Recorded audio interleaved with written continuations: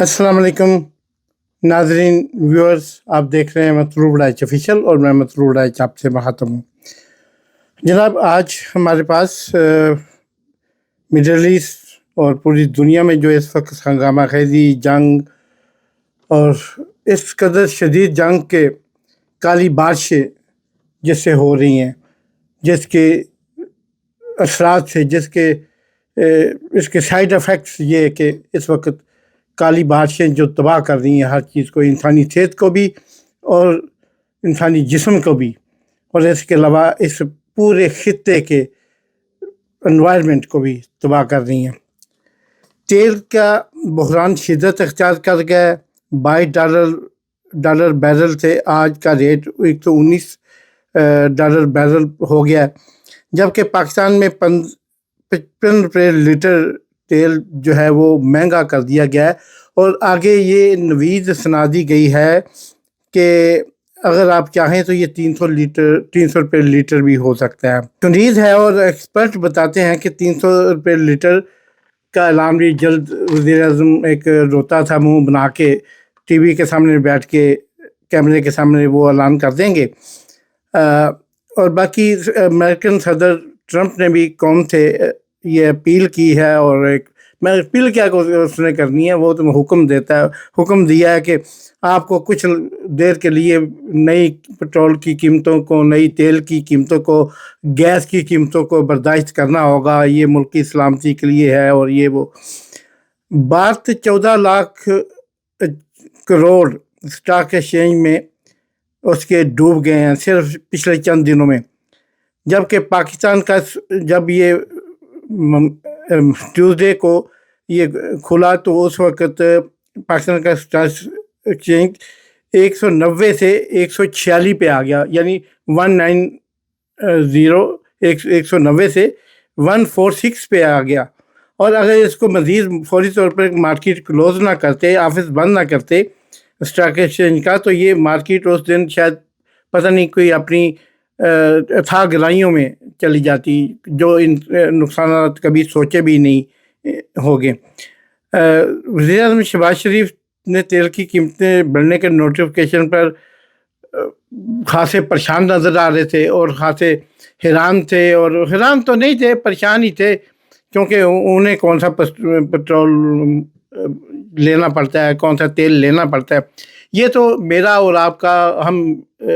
Mediocre या middle class तबका होता है, उसकी इसको गरीब को तो फ़र्क ये पड़ता है कि चीज़ें महंगी हो जाती हैं, उसने कहीं आगे पीछे इस तरह मूव नहीं करना होता। तो एक तरह से वो न चाहते हुए भी आदी होता है। और अमीर को तो वैसे जो एलीट क्लास है उनकी इसमें कोई फ़र्क नहीं आता, उसको 4 पैसे सस्ते की महंगे की जो भी उसका हो। तो वो जनाब पाकिस्तान ने इस पर पाकिस्तान के एक वफद गया है, जो हमारे field marshal general Syed Asim Munir साहब की क़यादत में, उन्होंने उधर जाके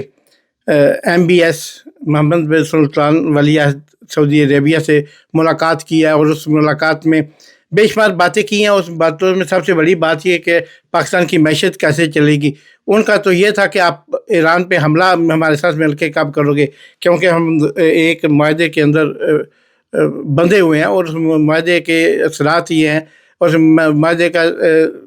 तकाजा ये है कि आप हमारे साथ कब मिल के हमला करेंगे, कब अटैक करेंगे। उसका ये हिस्सा है कि जब हम सऊदीया पे कोई हमला करेगा तो आप हमारे साथ होंगे, और पाकिस्तान पे कोई हमला करेगा तो सऊदीया आपके साथ होगा। अब पाकिस्तान ने आगे से कहा, जी हमारी माशी मुश्किलात हैं मुल्क के अंदर, तो सियासी तो हैं ही, मुल्क के अंदर सियासी अदम इस्तेहकाम भी है, और हमारी माशी मुश्किलात भी हैं कि आप हमें $5 अरब जो है और दें, और जो आपका 5 अरब हमारे पास पड़ा है इसको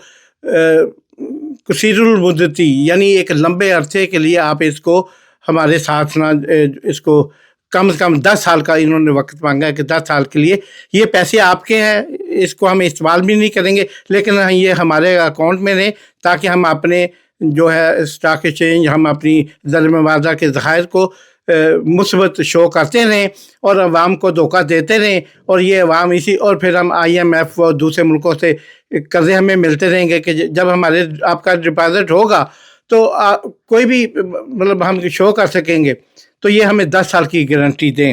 اب یہ لین و دین کا جو کاروبار ہے، یہ آپ کو پتہ ہے یہ بڑا مشکل کاروبار ہے، اور فوجی کافی مہارت رکھتے ہیں اس میں، اور چونکہ فوج کی اپنی کمپنیاں ہیں، ان کی اپنی فرمیں ہیں، ان کے بینک ہیں، ان کے پانی کی فیکٹریاں ہیں، سیمنٹ کی فیکٹری ہیں، کھاد کی فیکٹری ہیں، چوزوں کی، چکن کی، اور انڈوں کی، اور پولٹری فیڈ، اور میڈیسن کی ان کی کمپنیاں ہیں، ان کے فرٹیلائزر کمپنیاں ہیں، ان کی زمینیں، ایگریکلچر فارمز، اور سب کچھ ہے۔ تو فوج کو تو یہ ساری چیزیں یعنی اسٹیٹ ود ان اسٹیٹ، ایک پیرلل اسٹیٹ کے طور پہ چل رہے ہیں۔ تو ان حالات میں میں سمجھتا ہوں کہ جو ہے فوج اپنے آپ کو اپنے پاؤں پہ مضبوط کر رہی ہے کہ کسی گارنٹی کے بغیر ہم اس وقت تو مل لگوانے کا مزہ آئے گا، کیونکہ ایران کو بھی چاہیے اور سعودیہ کو بھی چاہیے، UAE بھی پہ بھی دمک رہے گی۔ تو اب یہ جناب یہ اپنا پتہ نہیں وہ انہوں نے آگے سے جواب ان کو میری اطلاعات کے مطابق جواب کے لیے انتظار فرمانے کا کہا گیا ہے۔ بچپن میں ہم ٹی وی دیکھا کرتے تھے، جب پیچھے سے کبھی رابطہ ٹوٹ جاتا تھا سکرین پہ آتا تھا انتظار فرمائیے، یہ وہی انتظار ہے میرے خیال میں، اور ہم کو یہ انتظار کرنا پڑے گا۔ اگر نہیں ایسا ہوا تو پھر یہ پاکستان دوسری صورت میں کلیپس کر جائے گا، خدا نخواستہ۔ اور اگر پاکستان کلیپس کر گیا، اس کی معیشت کلیپس کر گئی، تو پھر آپ جتنے مرضی بم اور جتنے مرضی نیوکلیئر اور جتنی مرضی آپ ان کو ابابیل اور محمود غزنوی اور راکٹ اور فران کہتے رہے نا، کوئی آپ پہ ایران کا یہ تھا کہ اس پہ ساری دنیا کی معاشی اور معاشرتی پابندیاں تھیں، ساری دنیا کی معاشی پابندیاں لگی ہوئی تھی پچھلے 46 ایئر سے، لیکن ایران کے پاس اپنا تیل، اپنا گیس، اپنی ضروریات پیدا کر سکتا تھا، اتنا تھا کہ وہ محتاج نہیں ہوا کسی کا دوائیوں کے لیے، اخراجات کے لیے، اور اپنے ڈیفنس سسٹم کو کم سے کم اس نے جو ہے وہ انکریز کیا، اور کسی بھی صورت میں کمپرومائز اس نے نہیں کیا ان چیزوں پہ۔ تو اس طرح جناب کہیں ایسا تو نہیں کہ امریکہ، سعودی عرب، دبئی، کویت، قطر، ایران تیل کی تنصیبات تباہ کر کے امریکہ یعنی اس تمام ملکوں کی تیل کی تنصیبات ایک دوسرے سے تباہ کروا کے وینزویلا کا تیل دنیا کو بیچنا چاہتا ہوگا، کیونکہ وینزویلا کو حال ہی میں ان کے پریزیڈنٹ کو وہ ادھر سے اٹھا کے لے گئے ہیں، اس کی بیوی کو بھی رات کے اندھیرے میں، اور پھر یہ وینزویلا جو بالکل اس کے پچھوکڑ میں بیٹھا ہوا ہے امریکہ کے۔ اب امریکہ چاہتا ہے، اور اس دن سے وہ اس کے کنوؤں کا بھی تیل کے،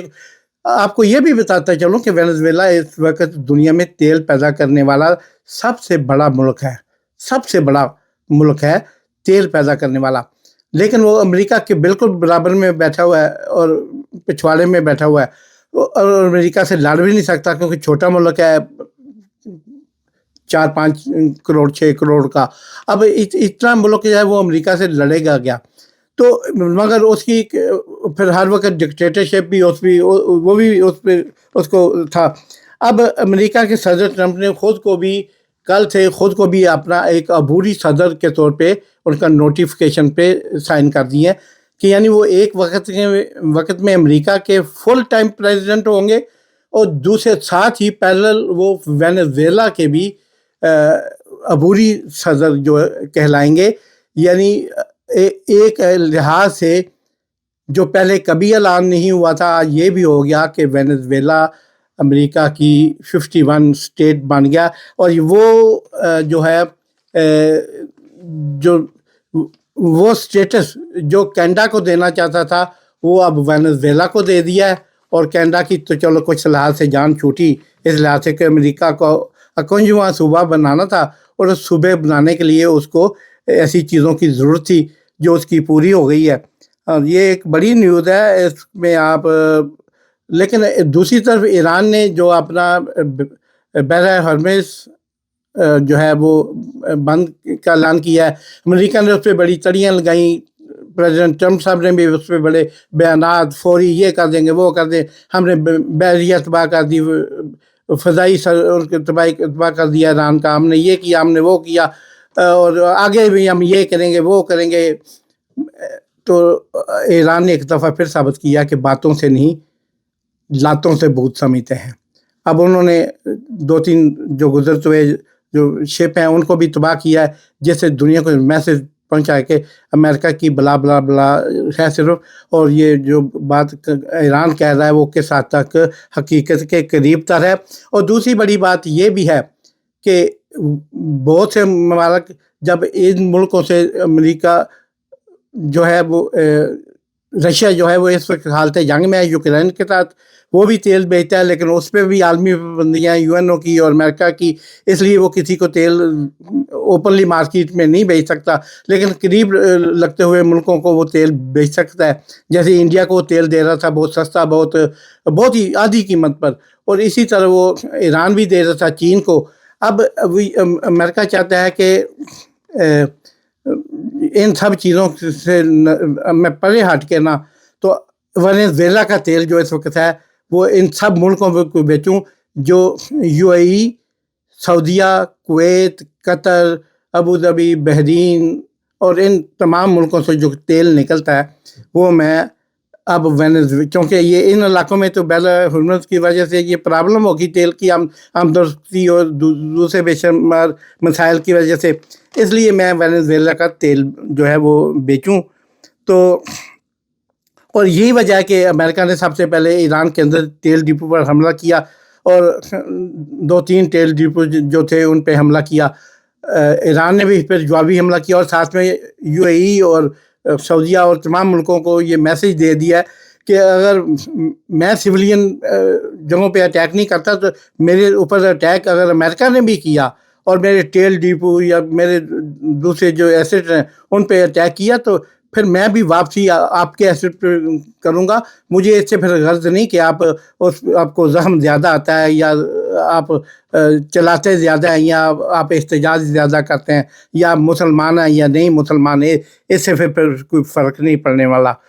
तो इसके साथ ही यूएई ने एक ख़बर ये भी है कि यूएई ने इसराइल के वो तमाम शहरी जो इस वक्त यूएई में मौजूद हैं, यानी 4000 के करीब, उन शहरियों को जो वो किसी न किसी तरीके से अपनी कंपनियां चला रहे थे, अपने बिजनेस कर रहे थे, या फिर वो मोसाद के एजेंट से या खुफिया अदारों के वो के लिए काम करते थे, इन तमाम लोगों को मुल्क छोड़ने का हुक्म दे दिया कि आपकी मौजूदगी में ईरान को वजह एक मिलेगी कि वो हम पे हमले करे, इसलिए आप प्लीज़ पहली फुर्सत में यहाँ थे। दूसरा जनाब, इसराइल ने क्रोएशिया एक नया मुल्क है, यूगोस्लाविया के टूटने के बाद ये बना है, तो जैसे बोस्निया हेर्ज़ेगोविना, क्रोएशिया और ये मुल्क सारे नए बने हैं, सर्बिया। तो क्रोएशिया ने इसराइल ने कहा कि आप ईरान के साथ ताल्लुक़ ख़त्म कर दें, तो उस यूरोपियन मुल्क ने उसको इसराइल को मुकम्मल जवाब दिया। उसने कहा कि हम कभी भी ईरान के साथ सफारती ताल्लुकात ख़त्म नहीं कर सकते, और तुमने जो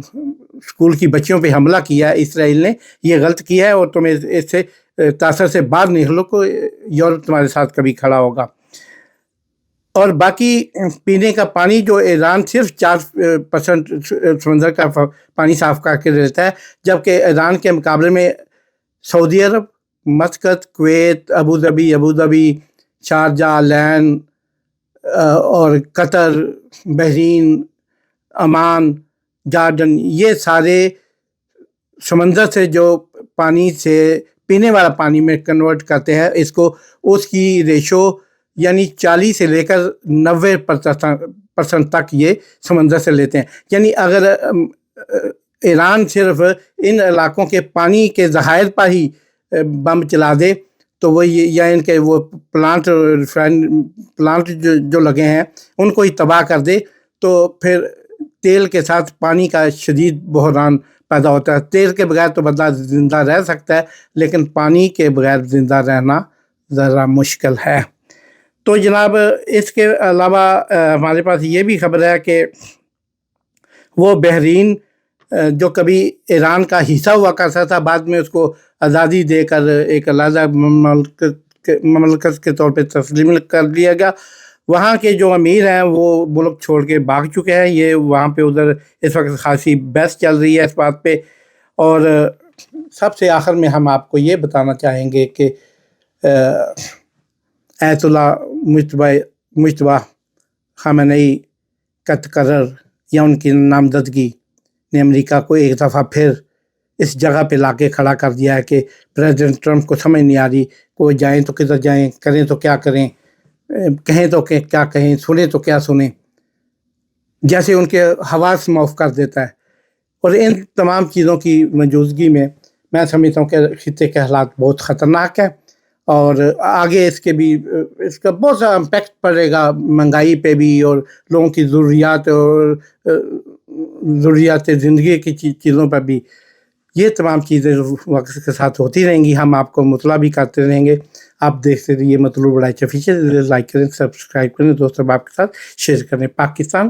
زندہ باد۔